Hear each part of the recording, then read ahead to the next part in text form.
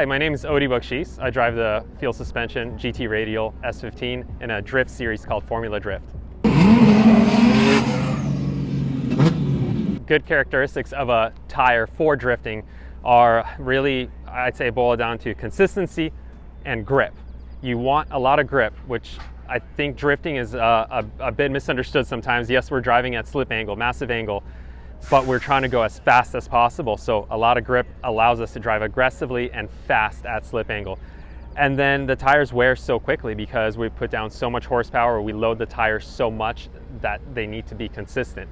They can't fall apart with heat, they have to stay together, and the grip level has to be very similar to when it is just getting up to operating temp. We obviously warm it up, we don't expect it to perform when it's absolutely cold, but then it needs to work really well around like 450 degrees and up. So it's really important that the formula is just right, that we have consistency on first lap and second lap, because we're expected to do 2 consecutive laps and they have to be spot on.